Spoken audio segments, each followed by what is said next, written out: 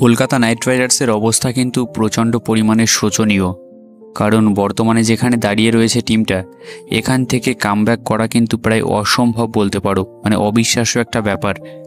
যদিও এই same comeback কিন্তু আমরা 2 থেকে 3 বার কিন্তু করে রেখেছি আইপিএলে, তবুও এবছর কিন্তু টিমটা একদমই সেবারের মতো টিম নয়। মানে টিমের মধ্যে কিন্তু কিচ্ছু নেই বলতে গেলে, একটা প্লেয়ারও ফর্মে নেই।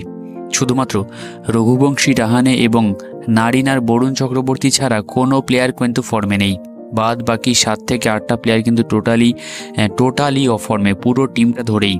রাসেল ক্লিক করছে না, এদিকে আমাদের ওপেনাররা ক্লিক করছে না, মানে নানা সমস্যা। ফিল্ডিং তো জঘন্য হচ্ছে, বোলিং সাইড নিয়ে কোনো কথাই হবে না, মানে সব দিকেই সমস্যা।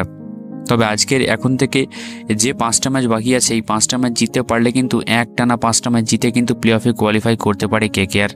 আর যা শুরুটা আজকের ম্যাচ দিয়ে হবে অবশ্যই দিল্লি ক্যাপিটালসের এগেনস্টে আজকের ম্যাচ, যারা কিন্তু টপ ক্লাস ফর্মে রয়েছে এই মুহূর্তে, যাদের হারানো প্রায় অবিশ্বাস্য একটা ব্যাপার কিন্তু এই মুহূর্তে। তো আমরা সেটাই কিন্তু করতে চলেছি, আর আমার বিশ্বাস কেকেআর আজ থেকে কামব্যাক শুরু করবে এবং আমরা প্লে অফ কিন্তু খেলবো, এটা আমার বিশ্বাস। As a KKR fan, as a KKR diehard fan, এটা আমার বিশ্বাস। তবে তোমাদের বিশ্বাস কি, কেকেআর খেলতে পারবে প্লে অফ নাকি পারবে না? ভিডিওর নিচে কিন্তু অবশ্যই কমেন্টে জানিও।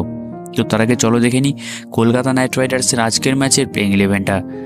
Rahmanullah Gurbaz, Sunil Narine, Ajinkya Rahane, Venkatesh Iyer, Angkrish Raghuvanshi, Rinku Singh, Andre Russell, Ramandeep Singh, Rovman Powell, Harshit Rana এবং বরুণ চক্রবর্তী।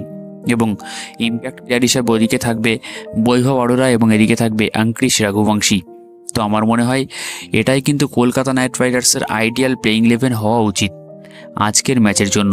কারণ এখান থেকে একটা ম্যাচ হারলেই কিন্তু আইপিএল থেকে বিদায় নিতে হবে আমাদের, সুতরাং প্রত্যেকটা ম্যাচই কিন্তু সমান ইম্পর্টেন্ট। তাই আমার মনে হয় আজ থেকে আমাদের 5টা ম্যাচ যেহেতু জিততে হবে, এই প্লেইং 11টা নিয়ে আজকের ম্যাচে নামা উচিত এবং আমার বিশ্বাস আমরা এখান থেকে কামব্যাক করব। তো তুমি যদি হয়ে থাকো একজন ডাইহার্ড কেকেআর ফ্যান, তাহলে অবশ্যই কমেন্ট করো জয় কেকেআর।